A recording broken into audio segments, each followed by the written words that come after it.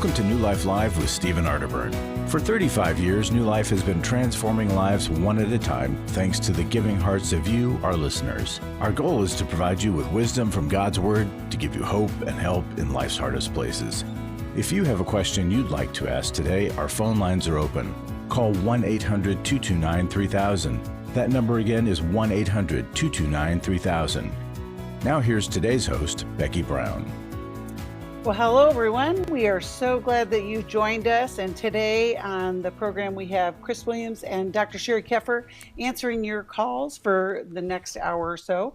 Sheri's book, Intimate Deception, Healing the Wounds of Sexual Betrayal, has helped so many people, not just women, men too, because we begin to understand the wounds of that come from betrayal of all kinds. But Sheri, you got something else that you want to share with us today. Well, yeah, and it kind of ties into that. I mean, the title of my book is Intimate Deception. And here we are, right, in the month of February. And of course, because Valentine's Day is in the center of that, we are looking and thinking about love. Some of us feel anxiety about it. Others of us feel downcast and heartbroken. And there's all kinds of stuff in between. But I was looking at a magazine that was talking about longevity, partnership, and commitment. And what are things that couples who've been married for 50 plus years would say about relationships.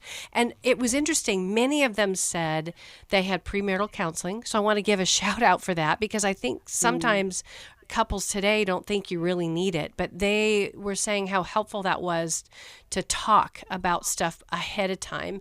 They were talking about decreasing expectations, learning how to love somebody and accept who they are. And befriending them, like make sure you like them and not just love them. And these are people that were married for decades.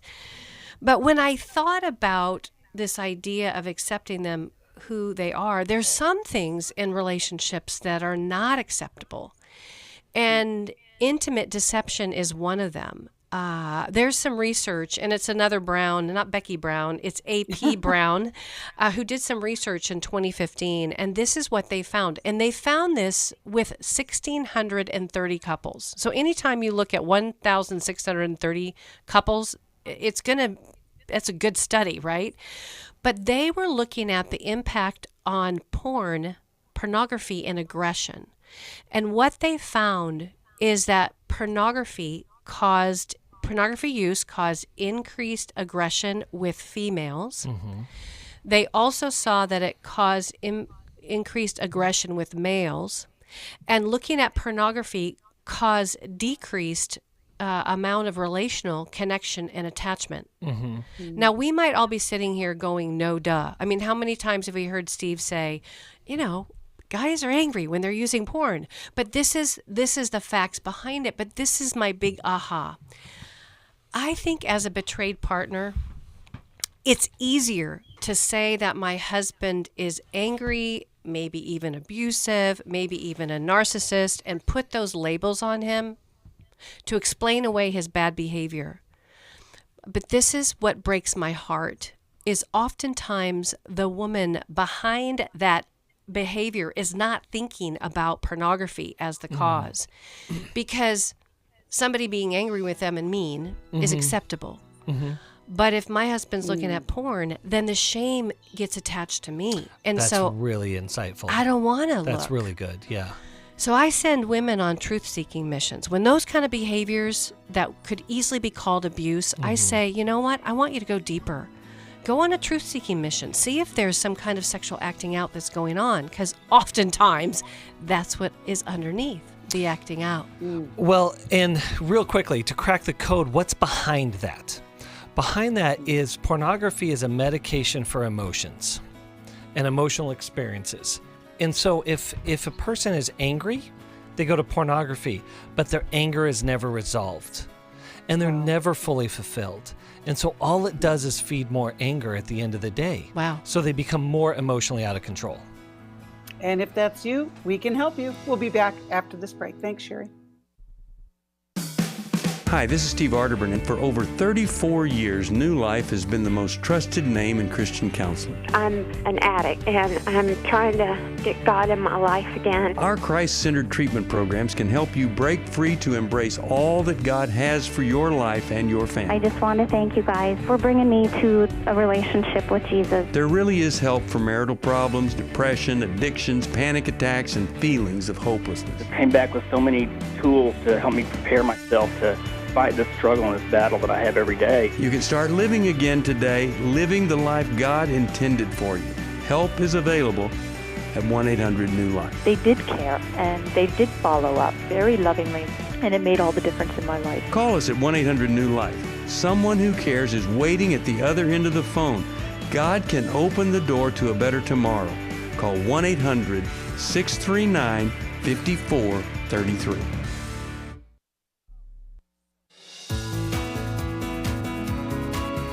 To find out more information about New Life or to order any of the resources mentioned on today's program, call 1-800-NEW-LIFE. Now back to New Life Live. I'm Steve Arterburn with the New Life Moment. 4 inmates at the Greenville, Mississippi City Jail were caught breaking back into their cells.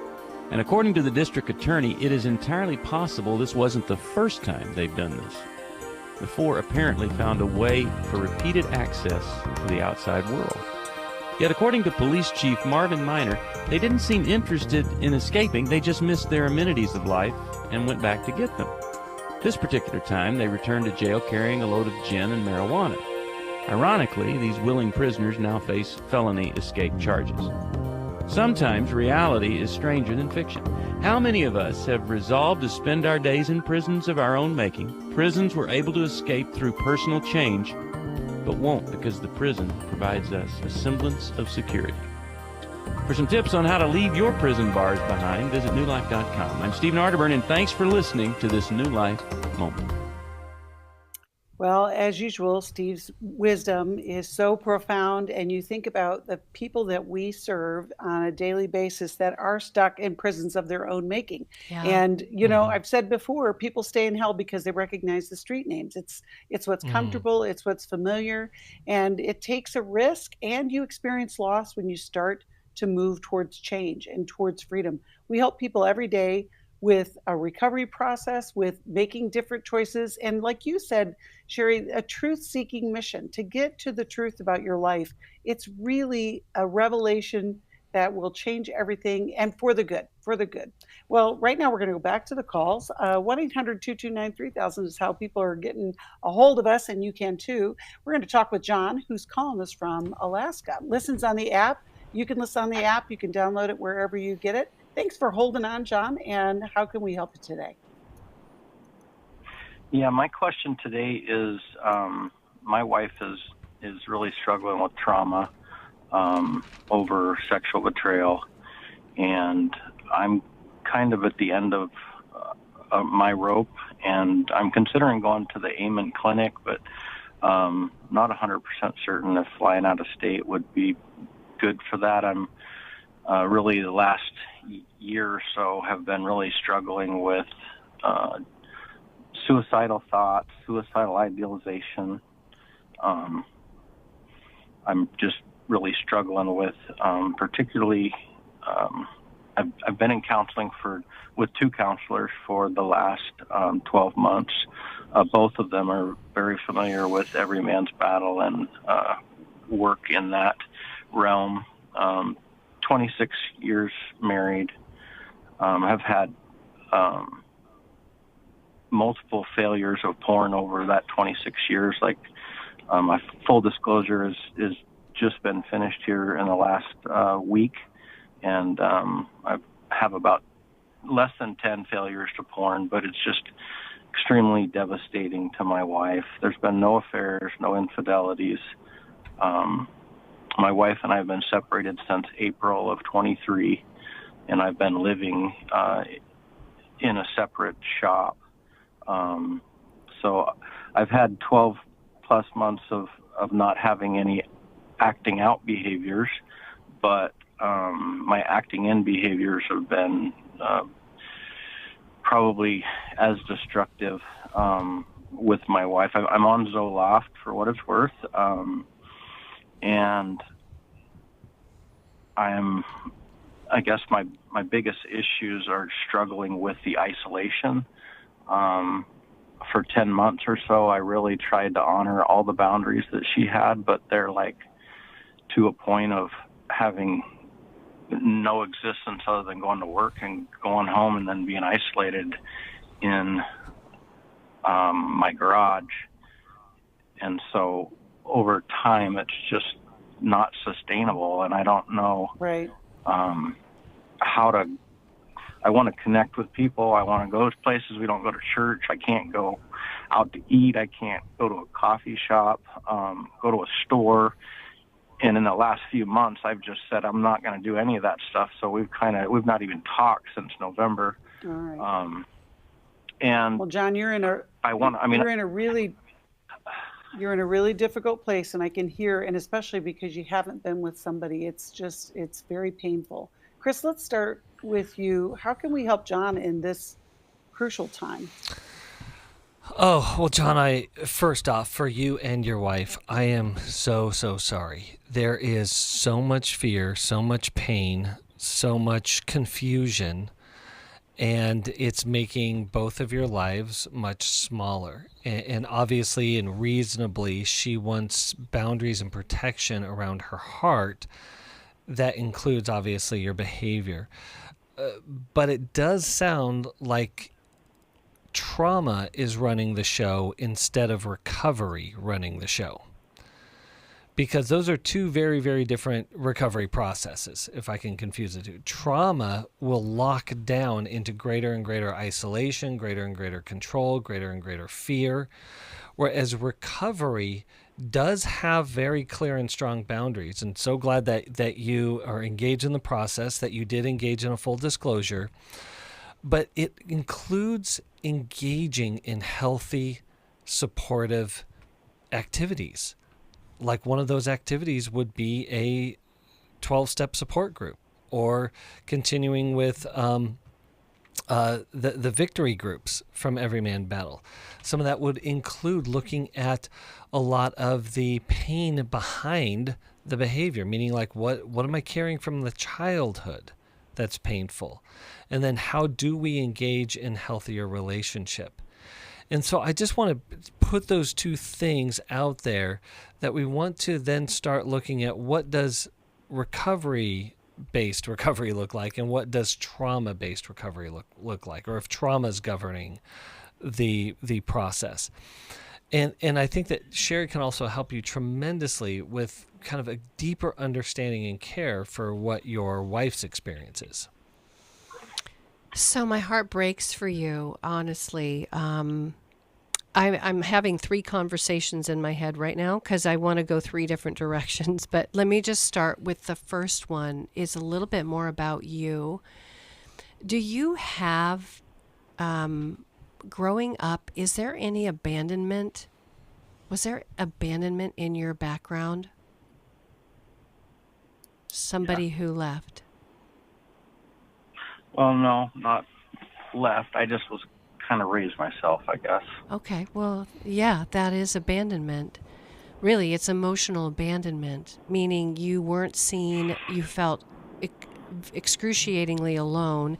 Did you have two parents there? They just were, I'm not saying just, but busy doing whatever they were doing, disconnected. They were disconnected? I would say emotionally disconnected for sure. Okay. You know what is happening right now, I think, in your heart is it feels there's a replication going on. Having grown up for all those years and feeling emotionally disconnected, banished, invisible, the process that you guys are in right now, I think, is replicating those years of feelings, maybe even decades of feelings of not being seen or not belonging. And so it's making you, it's like putting your heart in a vice grip. And when someone is having suicidal ideations, my brother, sadly, took his life 3 years ago. He committed suicide. He felt trapped in the situation that he was in.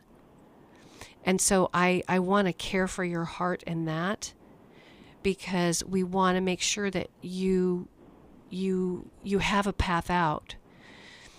I think what's happening, sadly, with you and your wife is you're not grieving together. What happened in the sexual betrayal is devastating, and I see this a lot, is couples kind of get individually on their own track, but there isn't anything to bring them back together to help them grieve the relationship that they thought they had. It's a death. Yeah. I don't want you to die. The idea that the relationship isn't who she thought you were, that's grief. But couples can get individually stuck in their own trajectory and not grieve together who their relationship was, so they can start over again and rebuild. And is anybody in that? Is anybody channeling you guys back together again? So I would say that my acting in behavior in the last while has been extreme. Like, I'm very angry, very frustrated. Okay. I have these, we have this texting conversations that last for hours on end that are the same things related to me being isolated and being alone and not really being able to go do anything and no end in sight. And I just get, I'm harsh. I get it. I can't handle the isolation. I get it, and I love your honesty. I love it. You know why? Because it's connecting the dots. It's a trauma replication.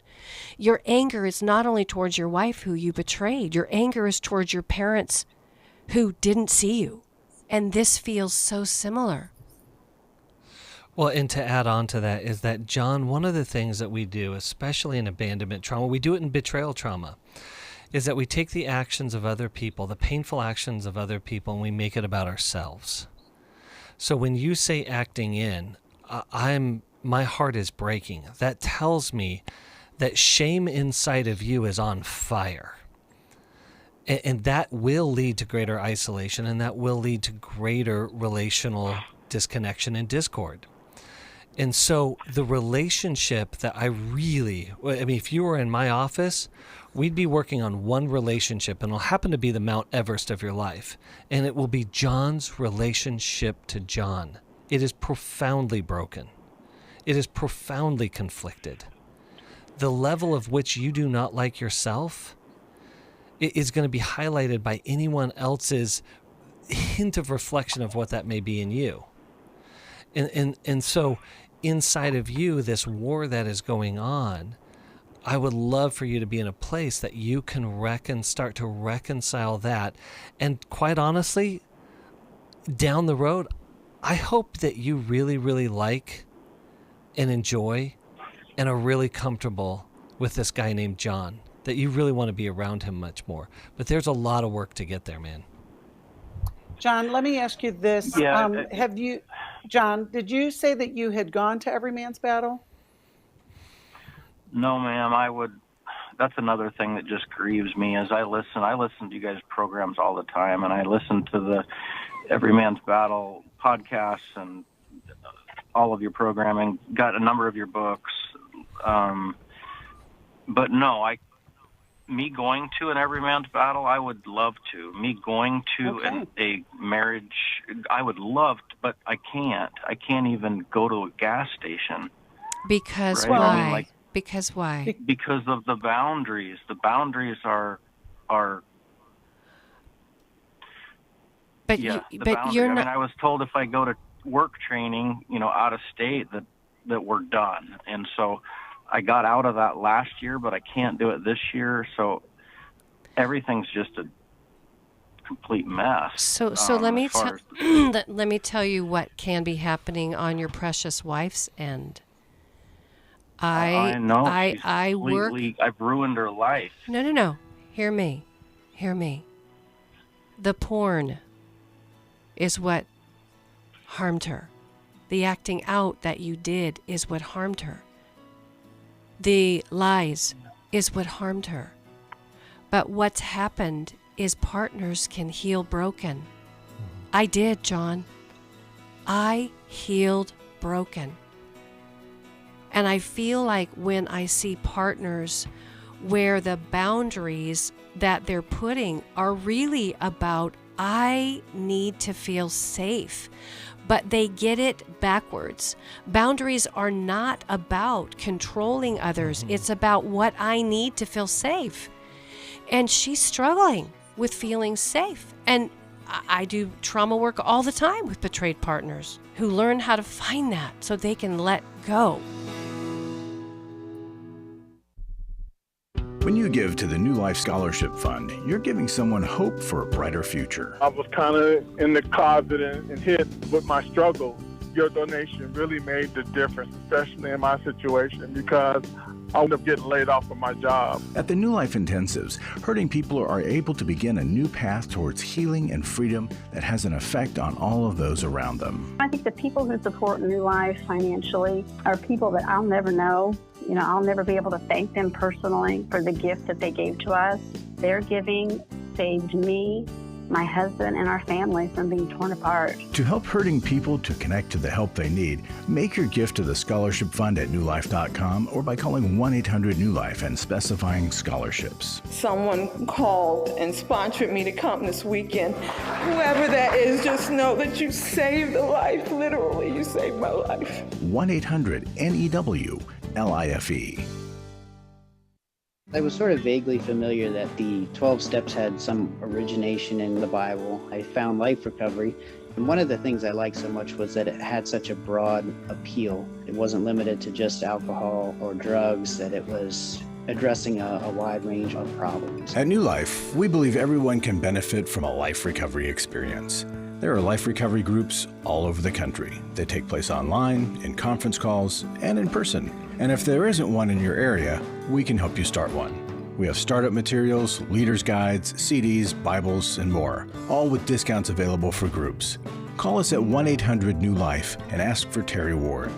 The 12 steps have long been a great help to people in recovery because much of the 12 steps' power comes from the fact that they capture principles clearly revealed in the Bible. The 12 steps is really a pattern for all of us as Christians. Call 1-800-NEW-LIFE. That's 1-800-639-5433.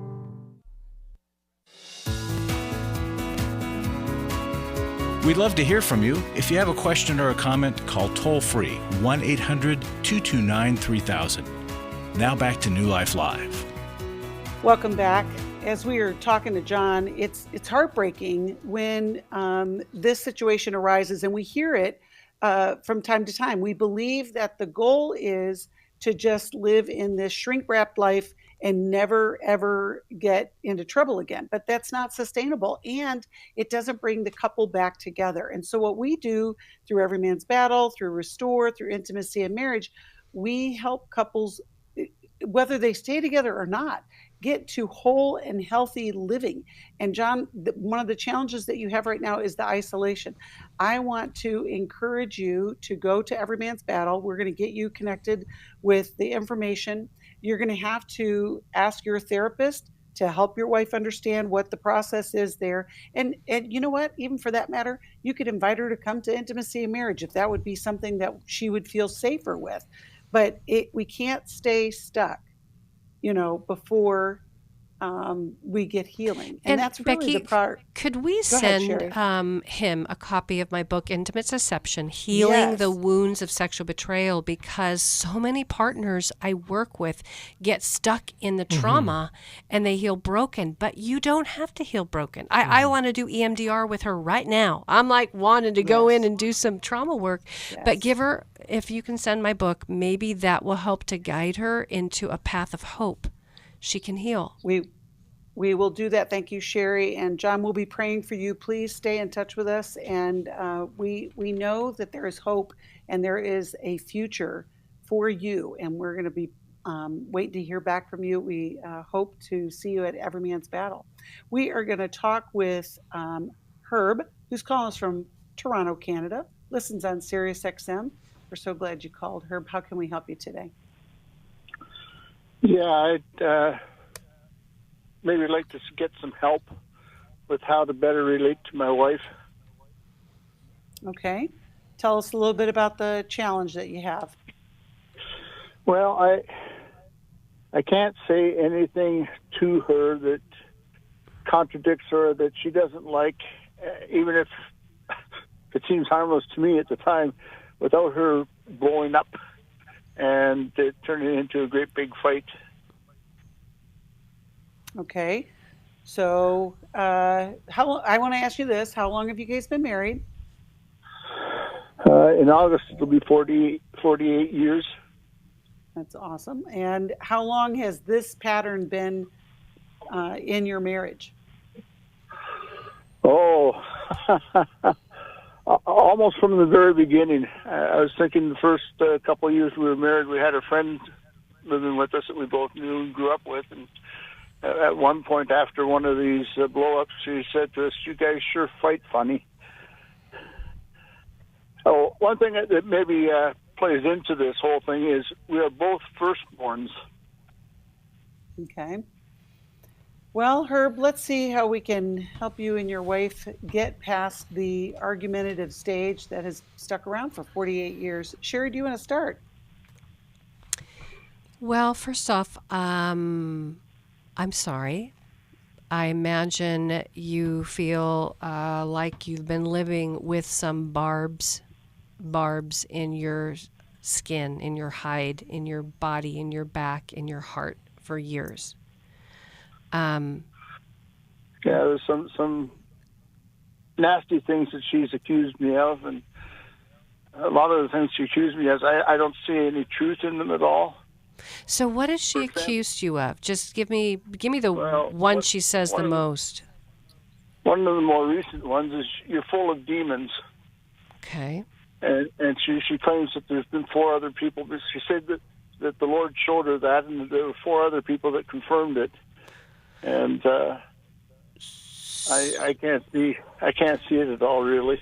Well, let me ask you, because that probably is beyond harmful that she said that. That's a projection, right? It's a projection. And so I think the first place I'm wondering about, since it goes back 46 years, 46 out of the 48, is it makes me wonder about the chaos that she grew up in. Because it wasn't something that you saw when you were dating, right? No, but now that you mentioned that, there's one thing that her mother was a very committed Christian, and her father wasn't. And I know that there was some that caused some problems in their relationship. But like, what's the worst thing you know about that happened growing up to her? How did she get harmed? That I'm not sure of. I've kind of questioned whether he, did something sexually to her, or because something else. But I have no indication or proof of that. But she's not talked about it. She's kind of kept her childhood pretty. She's kept that from you. Yeah. Now one thing she did mention at one point was that she had, as a young child, like maybe 8 or 10 years old, started masturbating. Yeah, so that's a cry for comfort. It's either a cry for comfort or it's evidence that she was molested. Herb, you can hear the music. We're going to hold that thought, Sheri. We're going to take a break and we're going to come back. It's heartbreaking when this has been part of your lifetime, and we want to see if there can be healing. There's always hope, but there's a lot of work that goes into some of those situations where we're looking for hope. And we want that for you. We'll be back after this break. My husband was involved with pornography addiction. He was unfaithful. I called the wedding off. He stepped out on the marriage and ended up having a child. The Restore Workshop is designed for a woman dealing with a man's sexual addiction issues. My husband is a recovering sex addict. There were strip clubs, other ladies. If you've been affected by betrayal, an emotional or physical affair, or pornography, the Restore Workshop will equip you with support and tools to help you through. Restore has empowered me and has given me the tools to work through my anger, work through my pain, work through my confusion, and help me realize that I am worthy. Being here and being surrounded by people who get it has given me my power back. The Restore Workshop is coming to Orange County, California, February 24th through the 26th. To register or to find out more, call 1-800-NEW-LIFE or online at newlife.com. Thank you, Restore. You have changed my life forever. I have given to New Life regularly because I have so many people that I am referring to New Life who so benefit from the ministry. I just can't imagine what would happen in my area if New Life wasn't available to us. You can help New Life Live stay on the air by joining Club New Life today. When you sign up to support us monthly through Club New Life, we'll send you the new member thank you gift of all 8 100-day devotionals, including 100 Days of Prayer, 100 Days of Freedom from Depression, and 100 Days of Peace. There are also ongoing benefits like the monthly Club New Life CD or download, access to the Club New Life video library, quarterly resources, free shipping on purchased resources, discounts on workshops, and quarterly online meetings with Steve. Call 1-800-NEW-LIFE. Support Club New Life, and together we can help hurting people find help and hope in life's hardest places. Call 1-800-639-5433 to join Club New Life today.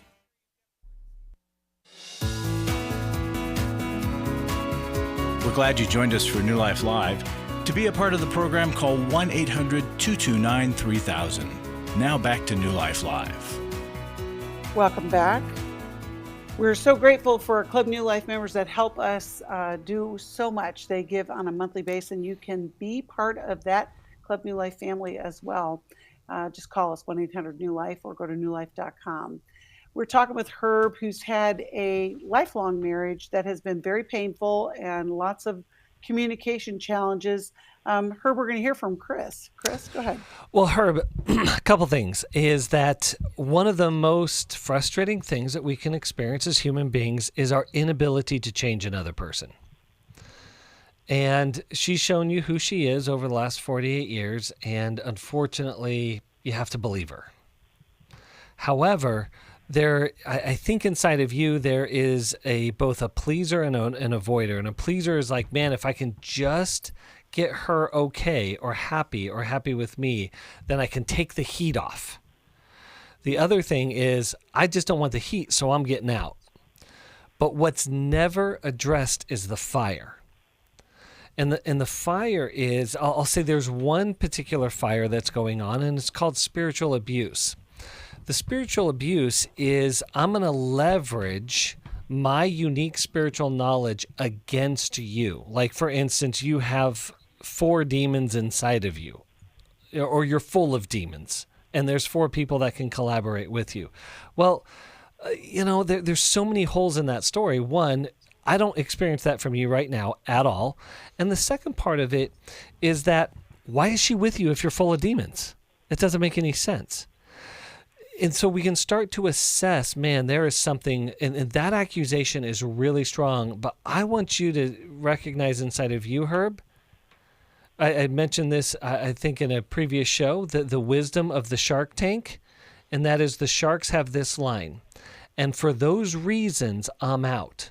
But we got to be clear about the reasons. And the reasons don't have to be I'm out of the marriage, but I'm out of this behavior. I'm out of this pattern. I'm not participating anymore in things that are either harmful to me or harmful to you. And then I'm going to need boundaries around this dangerous behavior.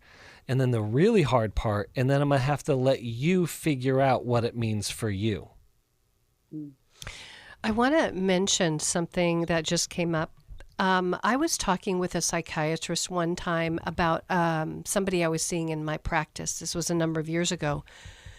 And this is what the psychiatrist said. if somebody has had significant pain in their past and they've not dealt with that, and then into the present is leaking projections that feel like terror, paranoid ideations, like mental health issues, she said that the untreated trauma, the anxiety can grow so great that it actually becomes more of a paranoid ideation, a paranoid thought, a paranoid projection that she's putting on people, but it's really a mental health issue. Yeah. It's that her brain isn't well and it's just starting to leak in the present. So I don't know how you're going to do it, Herb, but I just think your wife would do well to be evaluated, because I think she's trying to find power in her paranoid story, but I think she's really struggling with some mental health issues that have not been dealt with.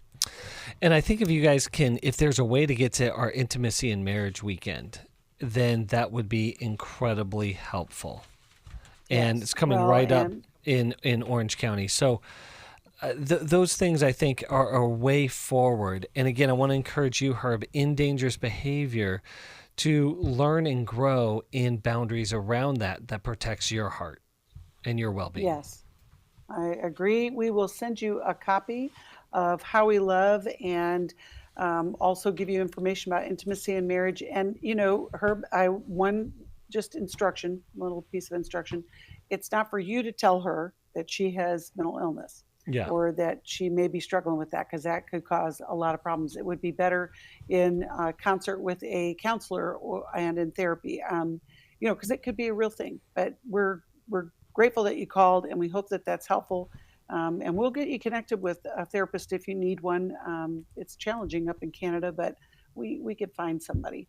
We're going to go back to the calls, and we are going to talk with Nate, who's calling us from Kearney, Nebraska, listens on station KJLT. Hello, Nate. Thanks for calling. How can we help you today? Hi. I've got a situation I need some help with. Me and my girlfriend of 4 years she has a 16-year-old son, and the other day he came home, said he was sick, and so he didn't go to do a sport, and he didn't go to work. And then a couple hours later, his girlfriend showed up. And I'm having a hard time dealing, I guess, with this, because I'm not sure, because I don't think that it's okay that she came over. He has other responsibilities he should have been taken care of, and if he can't do those, then he shouldn't be able to see her. And my girlfriend has, she doesn't see the issue with it at all. And so I'm just struggling, I guess, to find common ground to try to figure this out. Hey, Nate, can I ask a kind of a brutal question? Sure. Hey, what's inside of you that thinks it's okay to be dating a girl for 4 years and not be married? Yeah, I know. Yeah. Trust me, I've got everybody. Okay. Be the same thing. Okay. So I'm glad you're laughing about that, man, because it tells me that you're open to this feedback.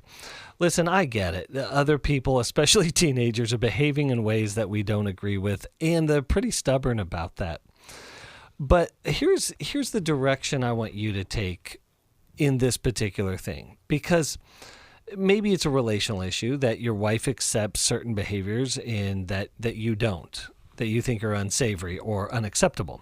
And, well, welcome to relationship, of course. But I think, especially for 16-year-old boys, especially ones that aren't our biological, but even those that are due, they're watching. They're paying attention. They're taking notes. Not literal, but they are definitely taking mental notes. And they're taking cues from the men around them on what they're doing, on what adulthood looks like in the lives of the adults. And so the approach that I would take in this particular situation is use it as a kind but strong and healthy mirror towards yourself. This guy is reflecting, this boy is reflecting things in me that I don't like about me, so it's time to go to work on me. All right. Does that make sense? Yeah. Yeah. It does. Yeah, because I mean, I love that you're involved in this and you care about this kid. But but I have a question about that, though, Chris. You asked Nate, and Nate, what is the answer to the question why you all haven't decided to be a family like that? I mean, it's complicated because Chris, you even referred to his girlfriend as his wife. Oh yeah. And further, and so Nate, just what's that about? I guess it's been several of these little things, and it's probably just me. I probably just need to, do what needs, the right thing and go ahead and get married. But there just seems to be a lot of these little things all the time. And like with this, it's been an ongoing thing with our parenting. The way we parent isn't in line. And when we have our fights, that's most of the time what it's honestly about. Mm-hmm. Is things like this. And like I said, he's not my biological child. So, and she doesn't allow me to interfere with that, which is if she wants to do it, that's fine. But, it's just a lot of button heads on stuff like this. Yeah. But do you see how this isn't going to go away? Even if you marry her, you're still going to have this tension around what to do with her son and her passivity versus you wanting to take more of an active role but being told not to. Like I'm kind of with you in the sense that, I mean, you kind of know why he called out sick.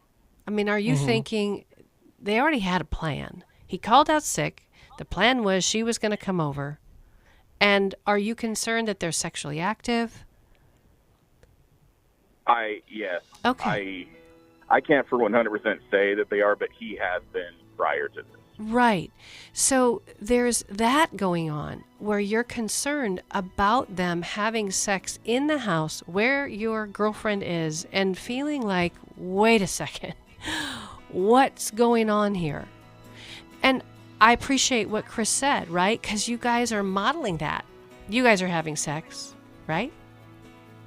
Yes. So there's a double standard here for that young boy. But there's a couple things going on. There's a double standard, and there's also you trying to be a realist and going, do I really want to be in a long-term marriage with somebody when we're going to struggle coming out of the start gate of parenting? That's right. Well, Nate, hold on. We'll give you some direction after this. We're glad you called. We'll be right back. We all face days where life throws us a curveball and our routines or plans get disrupted. Things we wanted to do are forced to take a backseat to the unexpected demands of the day. If you normally listen to New Life Live on a radio station, well, you might not be able to that day. And on these hectic days when you're feeling stressed or frazzled, hearing the sound of counsel given on New Life Live is just what you need to navigate the unexpected things of life. Every time I'm troubled or I have a problem, I'll cut on New Life, and there's always something that is said that is helpful to me. By listening, I have learned more than I can ever express about how God wants me to live. Download the New Life app for the easiest way to listen wherever you are and at a time that's convenient for you, or watch the show on our YouTube channel. You can even subscribe to our podcast from your favorite podcast provider. You never have to miss a day of New Life. Wherever you are, we are. Daniel Grossman on coaching. Coaches are really focused on the future and helping people to develop those skills and those strategies to help them move forward in their life. A coach really partners with you to focus on things like personal growth or health goals, spiritual growth, helping you develop in your career or possibly strengthening your relationships or maybe even breaking free from a negative pattern. If you need a coach for life, your career, relationships, your health and fitness, leadership, and more, call New Life today and ask about the New Life Coaching Network. Our coaches have been trained and screened with the same intensive process we use for our network counselors. Coaches use different techniques. Some like to use strategic questions and accountability, ultimately empowering you to take those next steps toward your goals. Take control of your life and take action to achieve your goals. Call 1-800-NEW-LIFE and talk to us about getting a New Life coach today. I really believe that everyone can use a coach in their corner. 1-800-NEW-LIFE.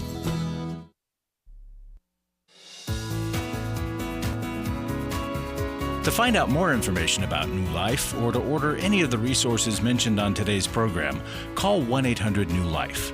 Now back to New Life Live. Welcome back. We are talking with Nate, who, is just having a challenge with a teenager in the house. Imagine that. I mean, but to complicate things a little bit, Nate, this ongoing relationship with your girlfriend where you're not quite sure if you're going to be married, and I'm with Sheri on this 100%. Don't get married just to resolve this issue, because here's the thing. The 16-year-old is just a trigger to a greater relational problem that you are experiencing. And so while I would love to give you, the 1, 2, 3 of how to make a 16-year-old behave when your girlfriend isn't in alignment with you, it's not that simple. You know that, or, I'm sure you know that already. I think that the challenge here is like what Sheri pointed out.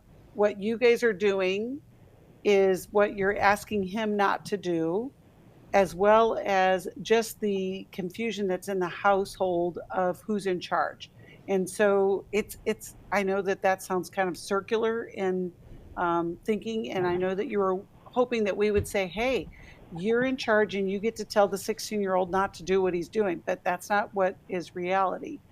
And so I think that there's some relationship connection and correction that can happen between you and your girlfriend, which may or may not lead to marriage, but it will lead to clarity. And I think it's time for that. Chris or Sheri, do you have anything else that you want to No, I just want to affirm that. Becky, is that the issue isn't with the son, and Nate, you said this as well. The issue is the relationship. You're 4 years in, you've been sexually active. You as a couple need to decide, is this going somewhere or is it not? Are we going to get married? Do we need boundaries around that? Again, what are we modeling? And if not, what's that mean? Because any other issue is subservient to that one. That's the one that's got to be addressed first. Or you could really just blow the top off of this, Nate, and you could say to your girlfriend, you know what? This woke me up. I'm not going to have sex with you anymore. Mm-hmm. And I'm going to talk about that. You and I like to talk about that with your son and model for him, apologize for the confusion and the hypocrisy, and model for him what real relationship can look like, and challenge him to not have sex. Like, do it with him instead of telling him what to do. That's a whole radical thing. Yep. Yeah, I know. Imagine that. We're going to send you a copy of How We Love, which I think can also help clarify some of that. And we look forward to hearing some news later, whether it's your stay together or not. I just want clarity for you guys and for this young man to have a good example ahead of him. We're going to go to our final caller. We're going to talk with Margie, who listens from KFIA in Vallejo, California. How you doing, Margie? Thanks for waiting. How can we help you today? Yeah, thank you for listening. Basically, I wanted to find out if you all think it was a good boundary that I set. I think it was. I set a boundary with my husband's buddy.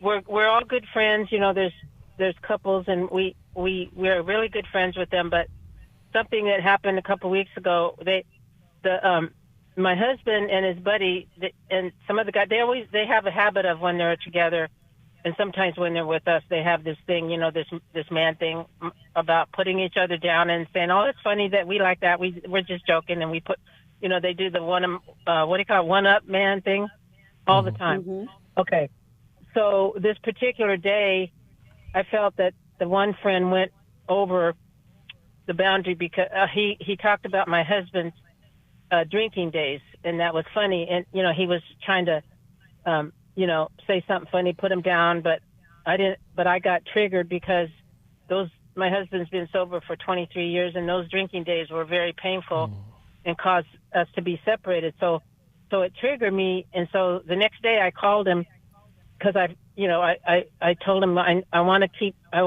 I admire our friendship. I love our friendship. I said, but this one thing that I want to ask you to do is, is to not bring up those drinking days when I'm around. And I said, I know you guys have fun and you say it's fun to put each other down. And I'm not telling you not to do that when you guys are with each other. It's just when I'm around, if you could hold off on putting my husband down, and especially the way you did it with his drinking days. And I haven't talked to our friend. We've been kind of playing phone tag, but I know I know him well enough to where he would respect my boundary. But my husband, he said that he thought I was interfering with their relationship. And so we just kind of had to agree to disagree. So what do you think? So Margie, how can we help you with this? Okay, I just want to, I want your, as counselors that I respect and everything, that ask you if you agree with my boundary, because like I said, I felt it was healthy for me. I explained to my husband, I'm not trying to change how you interact with each other, just when I'm there. It's just a boundary. Okay. So this is what I think, Margie. I think you got hurt. And when we're hurt, boundaries are really about how can I get safe instead of how can I control somebody else's behavior. So quickly, I think your idea to say don't put each other down when I'm around is going to create kind of a weirdness with them, because they've always done that. That's just kind of their man tribe thing, right?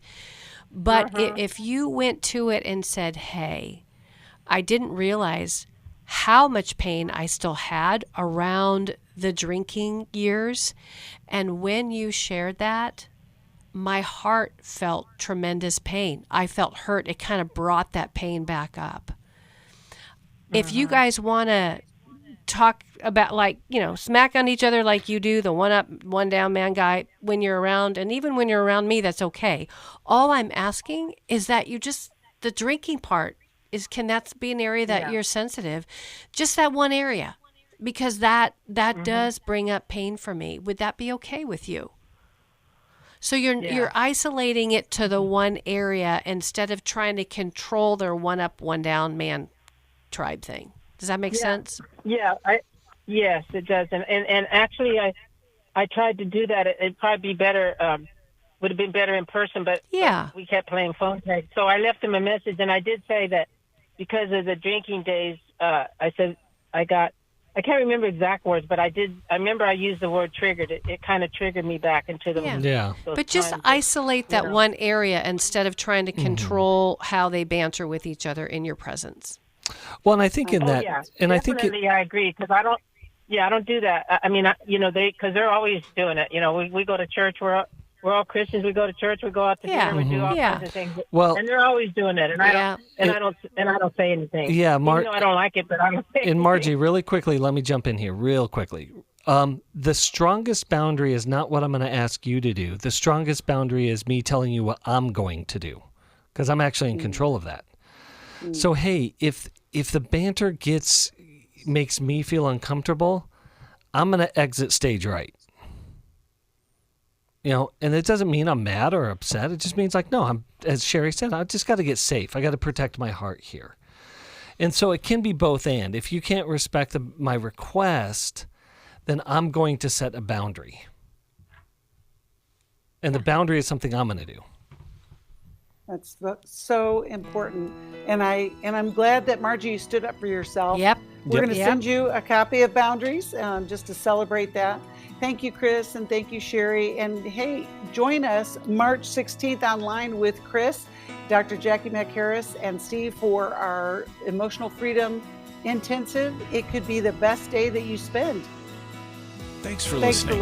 We hope this program has helped you by giving you insights for handling the challenges you face in your life. We want you to know that we're here for you, but you also need to know that New Life Live is a listener-supported ministry.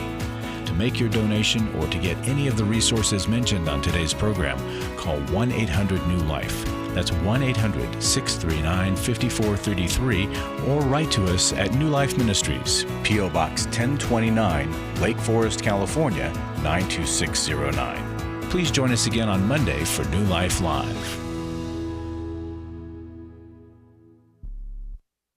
Thanks for watching today. We love helping people. I hope you sense that. And we know that there's always hope if you find the right resource. Now, if something we've said to somebody else applies to you, that's fantastic. That's what we're hoping for. But also, if you want to join us directly, you can call 1-800-229-3000 between 1 and 3 Eastern Time, Monday, Tuesday, and Wednesday. Those are the best times to get through. And while you're here on YouTube, check out these other videos that we've done to help people see where they could grow or a different path to take. And if you do that, would you give us a thumbs up on the video, and please subscribe to this channel. There are many ways that we can help you outside of the radio program, and it's very hard for some to pick up a phone and dial 1-800-NEW-LIFE, but when you do, we put you in touch with somebody who cares about you, knows all the resources out there, and they're going to find the best for you. There is no reason to struggle alone. I hope to see you tomorrow. Hope you'll invite somebody else to come and join that maybe needs just a little bit of help along the way. I'll see you next time.